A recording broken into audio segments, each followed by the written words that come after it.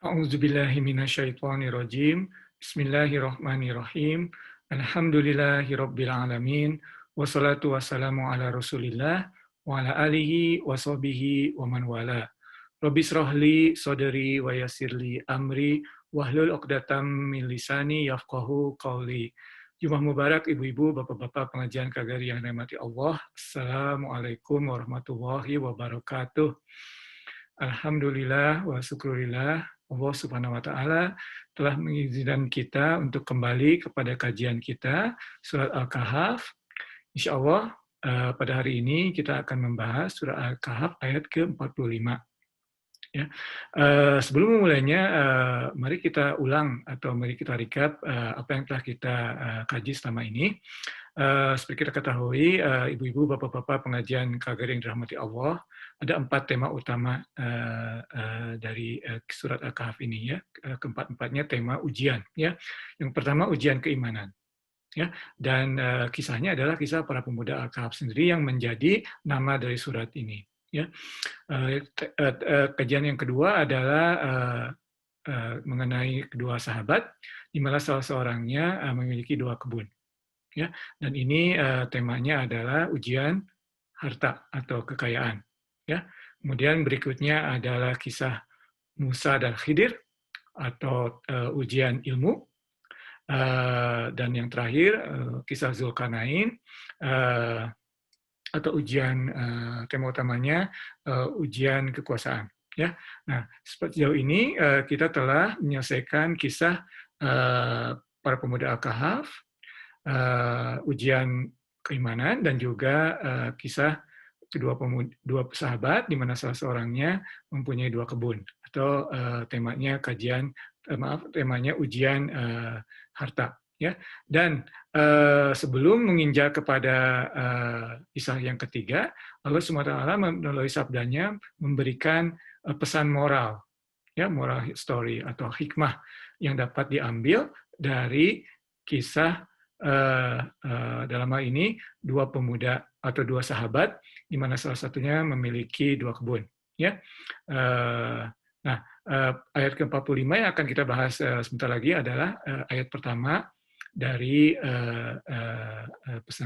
pesan dari atau hikmah dari kisah 2 pemuda, 2 sahabat, di mana salah satunya memiliki 2 kebun. Ya, mari kita membaca ayat ke-45 ini bersama-sama. A'udzubillahi minasyaitonirrajim. Bismillahirrahmanirrahim. Wadrib lahum masalal hayatid dunya kama in anzalnahu minas sama'i fakhtalata bihi nabatul ardi fa asbaha hashiman tazruhu riyah wa kana Allahu ala kulli syai'in muqtadira. Shadaqallahul azim. Ibu-ibu, bapak-bapak, insya Allah pada hari ini kita akan membahas ayat 45 yang akan dilanjutkan minggu depan, insya Allah ayat ke-46, ya, masih satu tema, ya. Tapi kita akan membuat sesi kita ini lebih pendek, ya, sehingga lebih mudah dicerna, insya Allah. Ya. Wadrib lahum, ya, berikan kepemaan kepada mereka, dalam hal ini kita semua. Masalah hayati dunia, ya, perumpamaan mengenai kehidupan di dunia, ya. Kama in anzalnahu minas sama ahwan, kama in anzalnahu minas sama, ya, seperti air, ma itu air, ya, anzalnahu minas sama, yang kami turunkan, yang dari langit, ya. Nah, ini pertama mengenai air, ya, atau air hujan dalam hal ini. Ini sangat menarik, ibu-ibu, bapak-bapak pengajian KGRI, perumpamaan ini, ya. Air itu banyak sekali digunakan dalam sebagai perumpamaan dalam Al-Quran. Ini merupakan yang menarik. Apa yang menariknya? Nah, hidup di dunia, kemudian air. Siapa yang tidak membutuhkan air hidup di dunia ini? Air merupakan suatu kebutuhan yang utama bagi kehidupan kita di dunia. Tetapi seperti kita ketahui, jumlahnya harus cukup, tidak kurang, tidak berlebih. Ya, kekurangan kita juga tidak baik, kelebihan air juga tidak baik. Jadi harus secukupnya. Ya, demikian pula dunia. Dunia itu seperti air. Kalau cukup, baik bagi kita.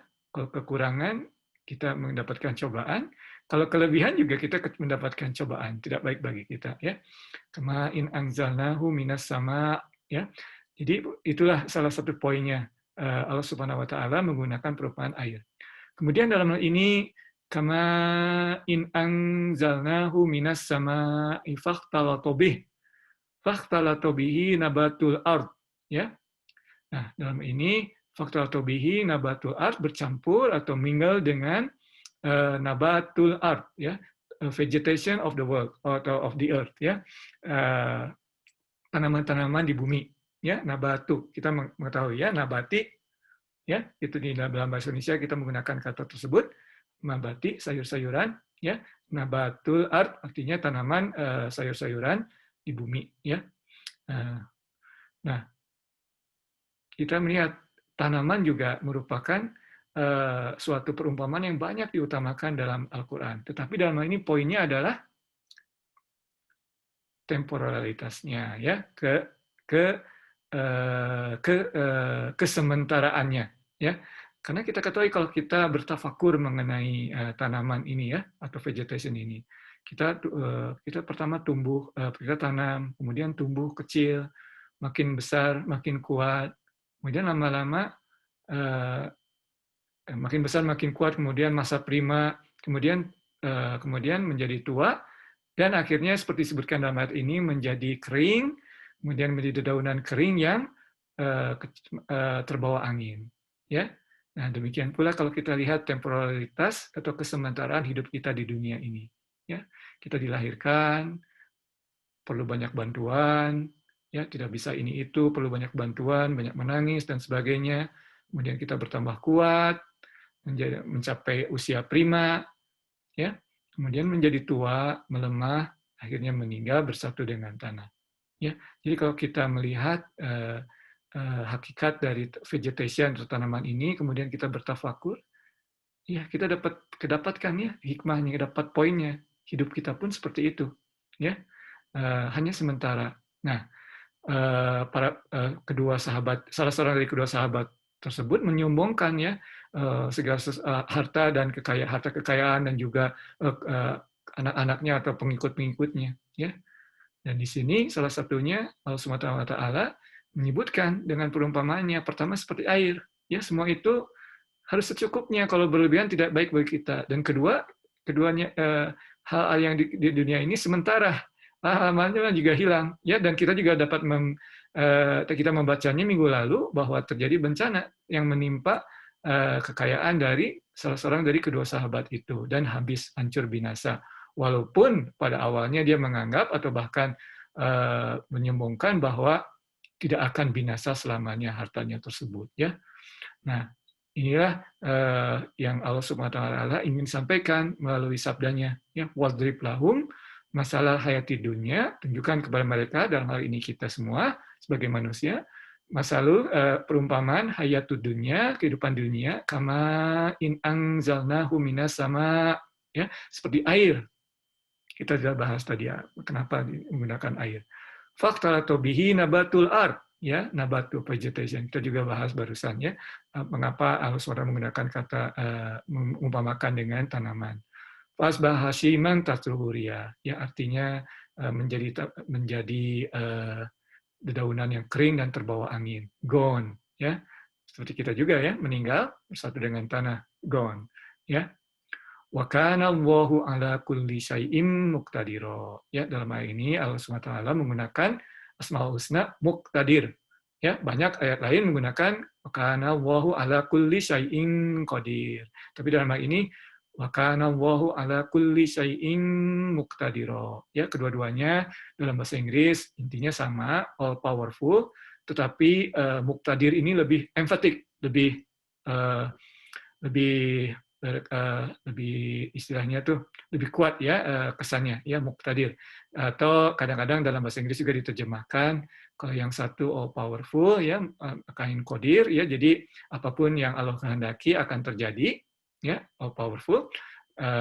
Dan muqtadir ini determiner ya, the all determiner ya, seringkali diterjemahkan dalam bahasa Inggris sebagai all determiner, maha menentukan, maha menentukan. Jadi yang pertama tadi Qadir memiliki kekuatan untuk merealisasikan apa yang Allah kehendaki, dan Muqtadir ini tidak hanya merealisasikannya tapi maha menentukan apa yang akan terjadi. Ya, jadi memang sejalan dengan kisah tadi ya, apapun yang ada di dunia ini Allah yang menentukan apa yang terjadi. Kalau akan terjadi bencana, terjadi bencana. Ya, seperti kisah dua sahabat ini ya, akhirnya kebunnya rusak. Ya. Demikian kajian kita pada minggu ini, pendek saja ya. Yang benar hanya dari Allah, salah hanya dari Irfan. Mohon maaf atas segala kesalahan baik dari isi maupun penyampaian. Wabillahi taufik wa hidayah. Wassalamualaikum warahmatullahi wabarakatuh.